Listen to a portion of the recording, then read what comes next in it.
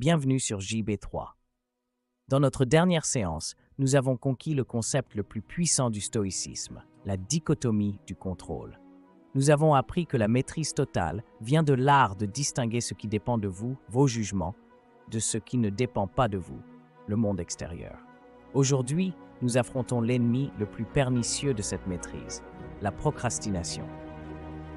La procrastination n'est pas une simple paresse, c'est un sabotage actif de votre liberté intérieure, un piège qui vous fait céder le seul pouvoir que vous avez, celui d'agir dans le présent. Notre guide, l'ancien esclave devenu philosophe Épictète, ne tolère aucune excuse. Il nous donne un plan de bataille pour transformer le report constant en discipline immédiate et en succès garanti. Préparez-vous à éliminer cette faiblesse définitivement. La procrastination est une dette que l'on fait au futur. Le procrastinateur pense qu'il est en train de se reposer. Il est en réalité en train de contracter une dette émotionnelle et d'efforts qu'il devra rembourser avec des intérêts. Épictète nous dit de ne pas ajourner.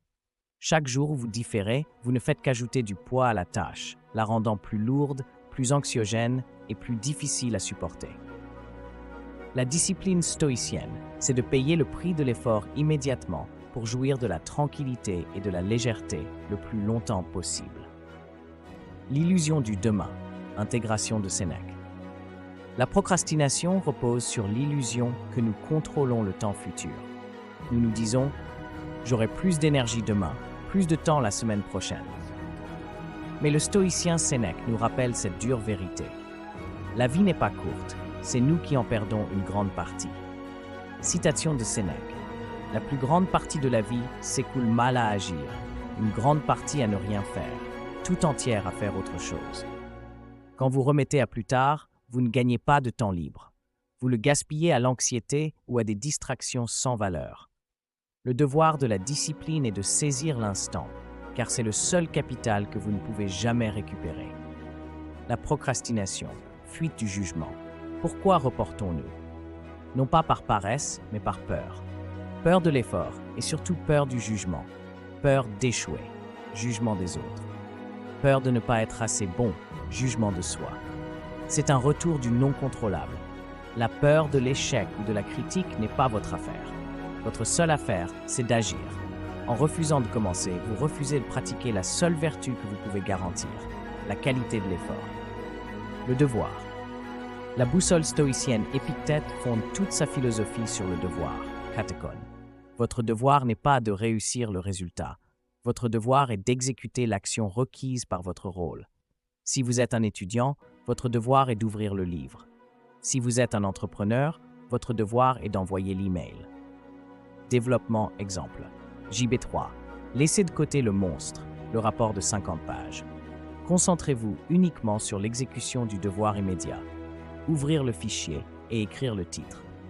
Une fois ce devoir accompli, vous en identifiez un autre, et ainsi de suite. Le travail s'abat par la succession de petits devoirs accomplis. L'art de l'action incrémentale. Vaincre la friction. La procrastination est une barrière de friction au démarrage. Épictète nous apprend à rendre le démarrage ridiculement facile. C'est le principe de l'action incrémentale. L'exercice JB3, la règle des 5 minutes. Le but, ne vous engagez jamais à faire la tâche entière. Engagez-vous à faire la tâche pendant 5 minutes, pas une de plus. Le piège, une fois l'effort initial consenti, votre fardeau est enlevé, l'inertie du corps et de l'esprit est vaincue. La probabilité que vous vous arrêtiez après 5 minutes est quasi nulle. Le gain, vous ne vous êtes pas forcé. Vous avez simplement accompli un devoir trivial de 5 minutes.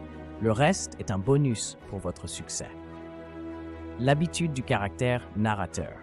Chaque fois que vous cédez à la procrastination, vous vous entraînez à être faible. Chaque fois que vous choisissez l'action immédiate, même de 5 minutes, vous vous entraînez à être fort. Citation d'Épictète. Les habitudes s'accumulent. Lorsque vous vous êtes couché et que vous dites « je me lèverai tôt », ne vous donnez pas d'excuses. Souvenez-vous que vous avez affaire à une habitude et que vous devez la briser. La discipline stoïcienne est une accumulation de micro-victoires. Votre succès futur repose sur l'habitude de l'action que vous établissez aujourd'hui. Outil pratique, jouer son rôle idéal. développement de l'identité. Pour vaincre la procrastination, vous devez vous comporter comme la personne que vous voulez devenir, ici et maintenant. L'entrepreneur stoïcien ne remet pas la tâche qu'il juge importante, car son rôle est de garantir l'exécution. L'étudiant stoïcien ne procrastine pas, car son rôle est l'étude et la curiosité, sans s'attacher à la note finale. Le professionnel stoïcien ne s'inquiète pas des critiques passées, il exécute la tâche présente avec la plus haute qualité. Ce n'est pas une question de motivation, c'est une question d'intégrité avec votre rôle. Outil mental. L'application du préméditation malorum au report. Visualisez l'avenir pour vous obliger à agir. Visualisez l'action différée. Imaginez le stress et l'insomnie de la veille de la date limite. Sentez la culpabilité. Visualisez l'action immédiate. Imaginez le calme et la sérénité après avoir accompli le premier quart de la tâche maintenant. Le choix stoïcien est de choisir l'option qui minimise la souffrance future et maximise la tranquillité intérieure. Vous avez le manuel d'Épictète. Vous savez que la procrastination est un choix, le choix de la faiblesse. La discipline est le choix de la force. L'homme qui réussit n'est pas celui qui évite le travail, c'est celui qui agit sur son devoir avant que le chaos n'ait eu le temps de s'installer. Votre défi JB3 ultime. Aujourd'hui, identifiez une tâche que vous devez faire et que vous redoutez. Appliquez la règle des 5 minutes. Envoyez un signal à votre esprit que c'est maintenant que vous reprenez le contrôle. Laissez un commentaire ci-dessous avec le mot « devoir » si vous êtes prêt à agir sans délai. Prochaine étape. Maintenant que vous agissez, apprenez à devenir imperméable au doute.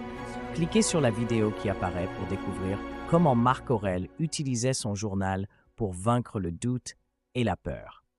C'est la suite logique pour JB3 et le pilier de votre confiance inébranlable. N'oubliez pas de vous abonner et de cliquer sur la cloche de notification pour ne rien rater. Ça a été un réel plaisir de vous avoir en ligne. Que Dieu vous bénisse richement et à bientôt pour une prochaine vidéo sur JB3.